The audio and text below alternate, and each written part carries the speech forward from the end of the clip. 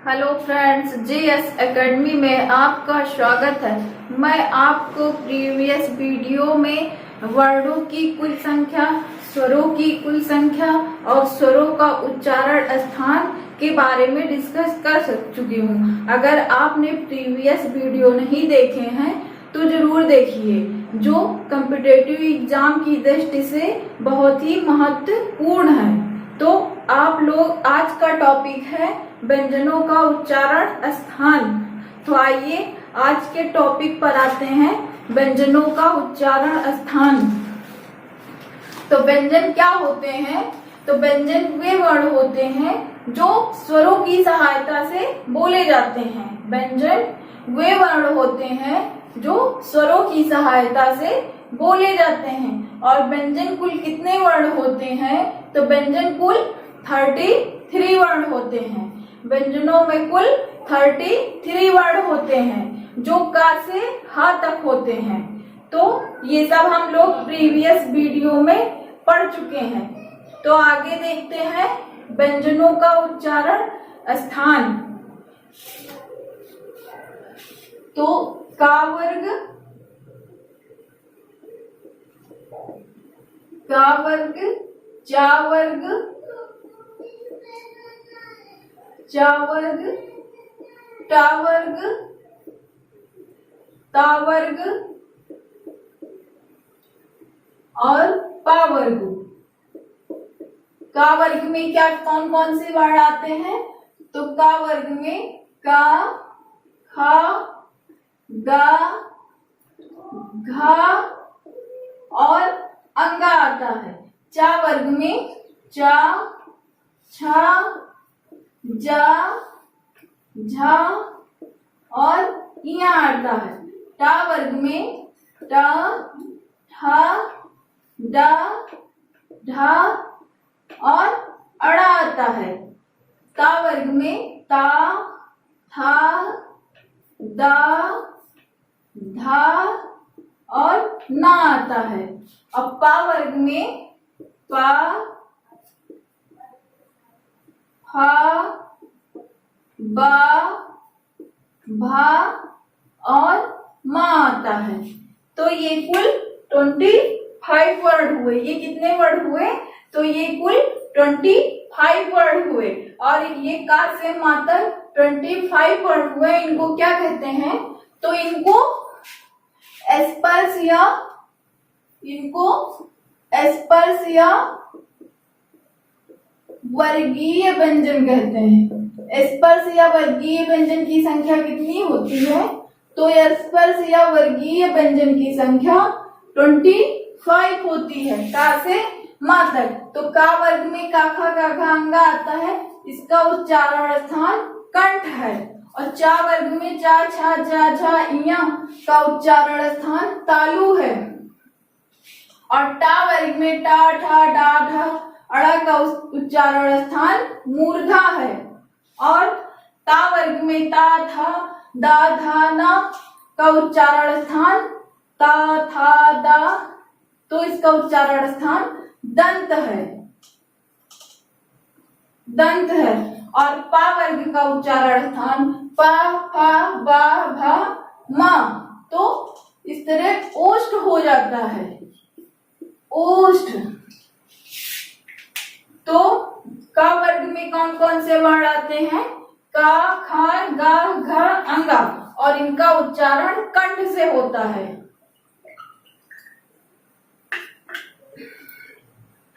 चा वर्ग में चा, छा, जा, झा, इया आता है। और इनका उच्चारण तालु से होता है। टा वर्ग में टा, ठा, डा, ढा, अड़ा आता है। इसका उच्चारण मूर्धा से होता है। ता वर्ग में ता, था, दा, धा, ना आता है। और इसका उच्चारण दंत से होता है। और पा वर्ग में पा, फा, बा, भा, मा आता है। और इसका उच्चारण ओष्ठ से होता है, अंतस्थ। तो अंतस्थ व्यंजन कौन से होते हैं? तो अंतस्थ व्यंजन 4 होते हैं। कौन कौन से? या, र, ला, वा। कुल 4 वर्ण होते हैं। और इस अंतस्थ व्यंजन को अर्ध स्वर व्यंजन भी कहते हैं। आपसे पूछा जाएगा कि अंतस्थ व्यंजन को क्या कहते हैं, तो अंतस्थ व्यंजन को अर्ध स्वर व्यंजन भी कहते हैं और वर्णों की कुल संख्या 4 होती है। इसी तरह देखते हैं ऊष्म व्यंजन। तो ऊष्म व्यंजन कौन कौन से होते हैं, तो ऊष्म व्यंजन की संख्या भी 4 होती है। ऊष्म व्यंजनों की संख्या भी 4 होती है, जिसमें श, श, श और ह आते हैं। और ऊष्म व्यंजन को संघर्षीय व्यंजन भी कहते हैं। ऊष्म व्यंजन को संघर्षीय व्यंजन भी कहते हैं और अंतस्थ व्यंजन को अर्ध स्वर भी कहते हैं। और इसके बाद आता है संयुक्त व्यंजन। संयुक्त व्यंजन कौन कौन से होते हैं और संयुक्त व्यंजन कितने होते हैं, तो संयुक्त व्यंजन 4 होते हैं। संयुक्त व्यंजन 4 होते हैं, छ, त्र, ज्ञ और श्र। तो संयुक्त व्यंजन वर्णों की संख्या 4 होती है और वे कौन कौन से वर्ण होते हैं, तो छ, त्र, ज्ञ और श्र होते हैं। ये संयुक्त व्यंजन वे व्यंजन होते हैं जो 2 व्यंजनों की योग से बने हो। जो 2 व्यंजनों की योग से बने होते हैं उनको संयुक्त व्यंजन कहते हैं। जैसे छ किन 2 वर्णों के मेल से बना है, किन किन वर्णों के मेल से, तो ये का प्लस श और प्लस आ। और त्र किन वर्णों के मेल से बना है, तो त प्लस र प्लस आ। और ज्ञ किन वर्णों के मेल से बना है, तो ज प्लस ञ प्लस आ। और ये श्रा किन वर्णों के मेल से बना है, तो ये श्रा श र प्लस आ। तो संयुक्त व्यंजन इन वर्णों की मेल से बने हैं। संयुक्त व्यंजनों की संख्या कितनी होती है, तो संयुक्त व्यंजनों की संख्या 4 होती है।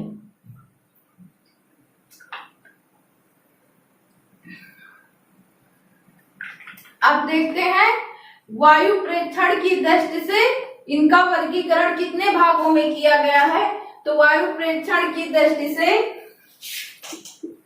वायु प्रेक्षण की दृष्टि से वायु प्रेक्षण की दृष्टि से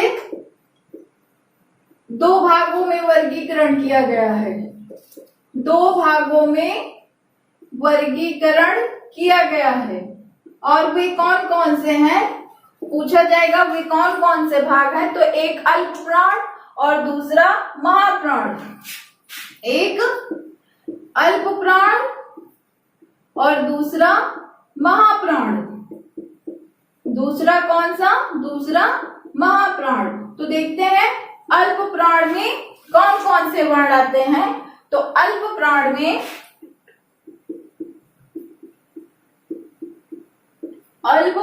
में वर्गीय व्यंजन का पहला, तीसरा, 5वां वर्ण और सभी अंतस्थ वर्ण आते हैं।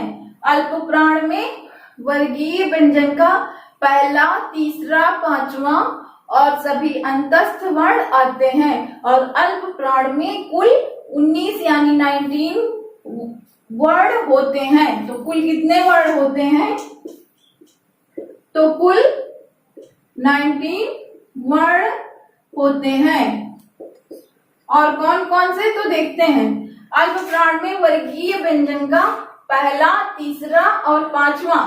तो पहला कौन सा है, पहला, तीसरा और 5वां। उसी तरह फिर पहला, तीसरा और 5वां।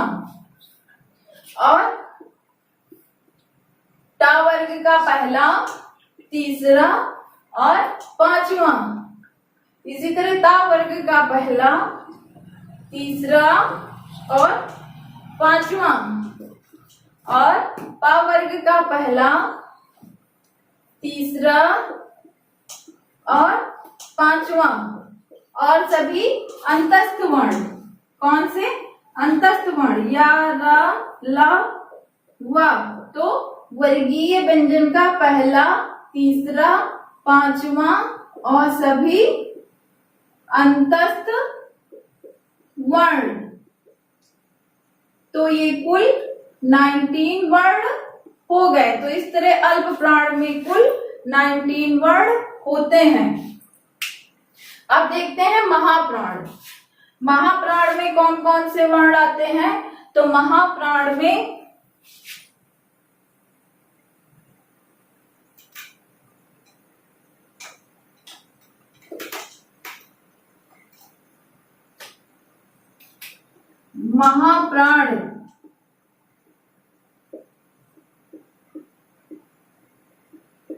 महाप्राण में कुल 13 वर्ण आते हैं। महाप्राण में कुल 13 वर्ण आते हैं। और कौन कौन से होते हैं? तो महाप्राण में दूसरा और चौथा, दूसरा और चौथा वर्गीय व्यंजन का दूसरा और चौथा वर्ण, दूसरा और चौथा वर्ण, और तीनों सा आते हैं, तीनों श आते हैं। तो दूसरे चौथे वर्ण में क्या क्या आ रहा है? खा और घा। इसी तरह चा वर्ग में छा और झा,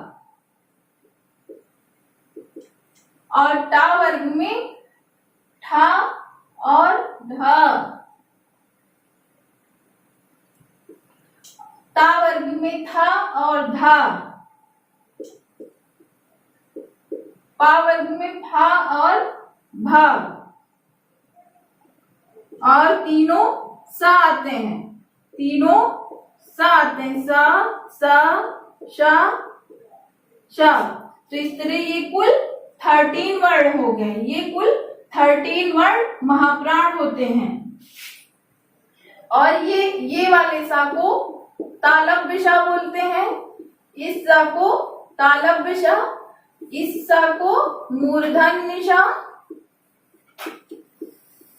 और इस सा को दंती सा बोलते हैं।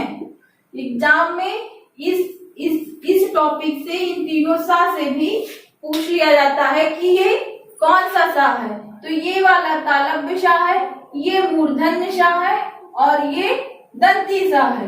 तो अब देखते हैं नाद की दृष्टि से व्यंजनों का वर्गीकरण।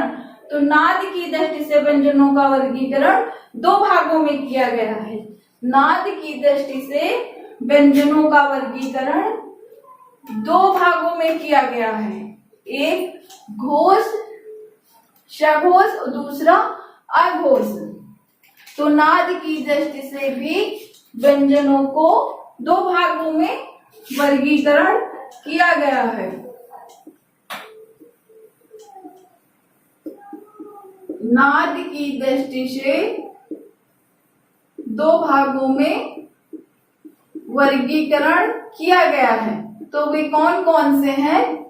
तो एक है घोष या सघोष, घोष या सघोष, और दूसरा कौन सा है? अघोष। दूसरा कौन सा है?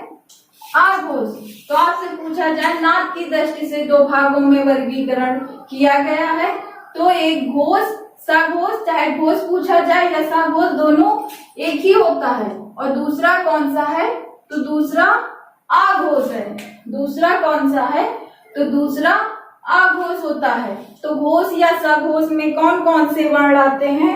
तो घोष या सघोष में वर्गीय व्यंजन का तीसरा, चौथा, पांचवा वर्ण, अंतस्थ वर्ण और सभी स्वर और हा आता है। तीसरा, चौथा, पांचवा, अंतस्थ वर्ण और हा और सभी स्वर आते हैं। तो और सभी स्वर आते हैं। वर्गीय व्यंजन का तीसरा, चौथा, पांचवा, वर्गीय व्यंजन का तीसरा, चौथा, पांचवा अंतस्थ वर्ण ह और सभी स्वर आते हैं। तो तीसरा, चौथा, पांचवा कौन सा हुआ? तो गा, घा, अंगा हुआ तीसरा, चौथा, पांचवा। और चा वर्ग में जा, झा, या हुआ। इसी तरह टा वर्ग में डा, ढा, अड़ा हो गया। और इसमें ता वर्ग में दा, धा और ना हो गया। और इस तरह पा वर्ग में बा, भा, बा, भा और मा हो गया। और सभी अंतस्थ वर्ण हो गए। तो या, रा, ला, वा हो गया और हा हो गया। और सभी स्वर, तो स्वर कितने होते हैं? तो स्वर 11 होते हैं, जिसमें सभी स्वर आते हैं। तो ये कितने वर्ण हो गए? 15, 16, 17, 18, 19, 20 और ये 11, तो 31। तो कुल कितने वर्ण होते हैं? तो कुल 31 वर्ण होते हैं। घोष या सघोष में कुल 31 वर्ण होते हैं। इसी तरह दूसरा अघोष, तो अघोष में कौन कौन से वर्ण आते हैं आपसे पूछा जाएगा। अघोष में कौन कौन से वर्ण आते हैं? तो पहला, दूसरा और अघोष में पहला, दूसरा और तीनों सा आते हैं। अघोष में पहला, दूसरा, पहला,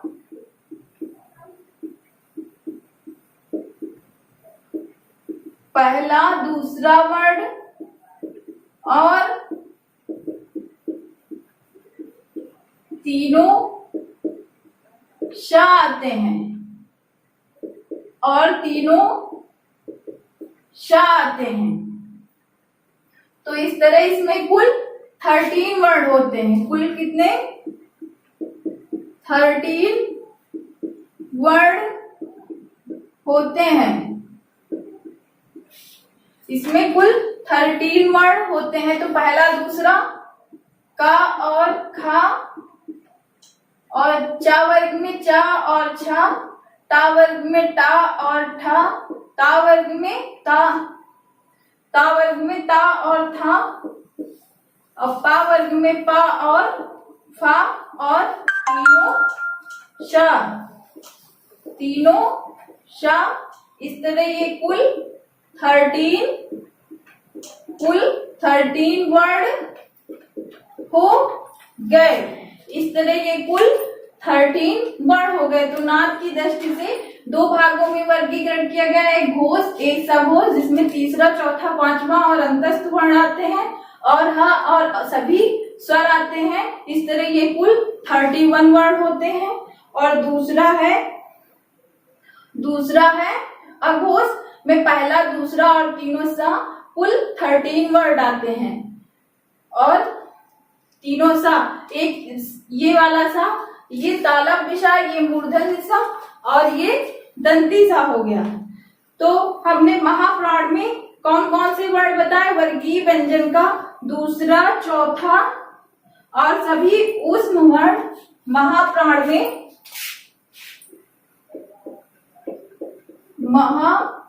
में दूसरा और चौथा और सभी ऊष्म वर्ण आते हैं। तो ये कुल 14 होते हैं। ये कुल कितने होते हैं? 14 होते हैं। तो दूसरा, चौथा में क्या आता है? तो वर्गीय व्यंजन का दूसरा और चौथा खा और घा, और इसमें दूसरा और चौथे में छा और झा, और इसमें ठा और धा, था और धा, हा और भा।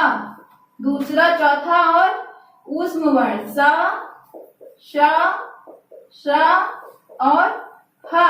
तो इस तरह ये 10 हुए और ये 4 हुए, तो इस तरह ये कुल 14 वर्ण हो गए। इस तरह ये कुल कितने वर्ण हुए? तो इस तरह ये कुल 14 वर्ण हो गए। तो अब आगे देखते हैं कि कंठ से उच्चारित होने वाले कौन कौन से वर्ण होते हैं। तो कंठ से उच्चारित होने वाले टोटल कितने वर्ण होते हैं?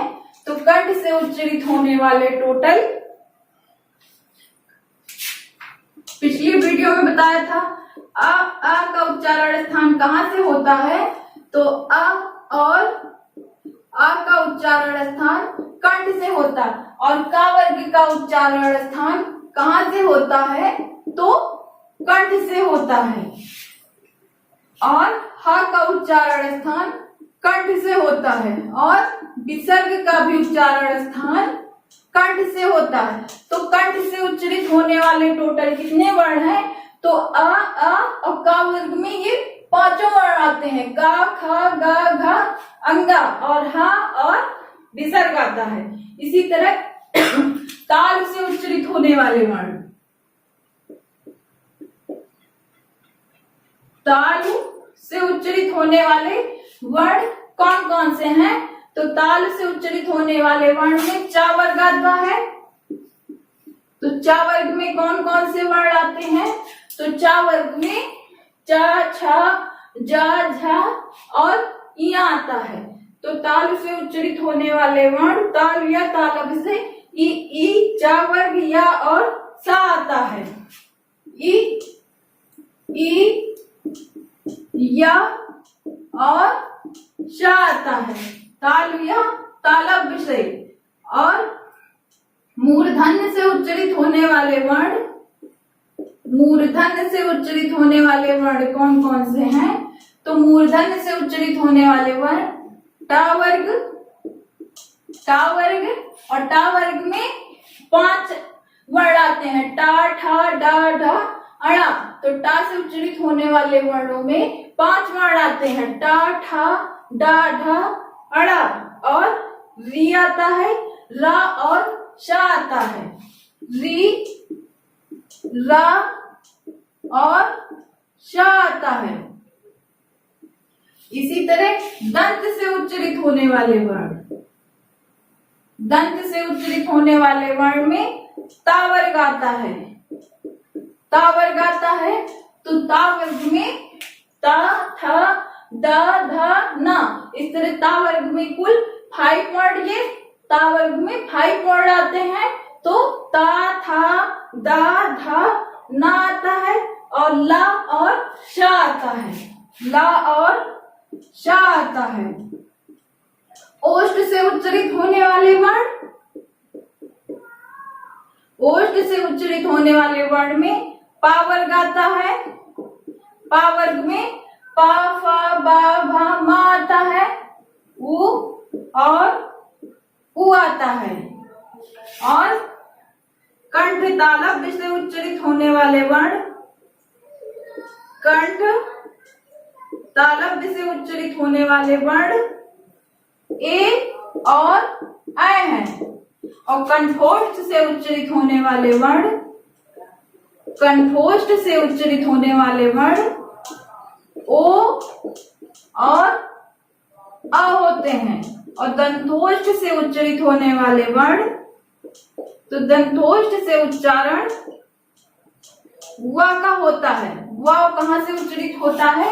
तो व दंतोष्ठ से उच्चारित होता है। और कंठोष्ठ से उच्चारित होने वाले वर्ण ओ और अ होते हैं। और कंठ तालव्य से उच्चारित होने वाला वर्ण ए और ए होते हैं। इस तरह ये व्यंजनों के उच्चारण स्थान से ये टॉपिक कंप्लीट होता है। उम्मीद करते हैं आपको ये वीडियो पसंद आया हो। अगर पसंद आया हो तो लाइक कर दीजिए और कमेंट करके जरूर बताइएगा। अगर अभी तक चैनल को सब्सक्राइब नहीं किया है तो सब्सक्राइब कर लीजिए, जिससे आने वाले सभी वीडियो की नोटिफिकेशन आप तक टाइम से पहुंचते रहें। और आपने अगर प्रीवियस वीडियो नहीं देखी है तो जरूर देख लीजिएगा, जिससे आपको बहुत ही हेल्प मिलेगी। Thanks for watching.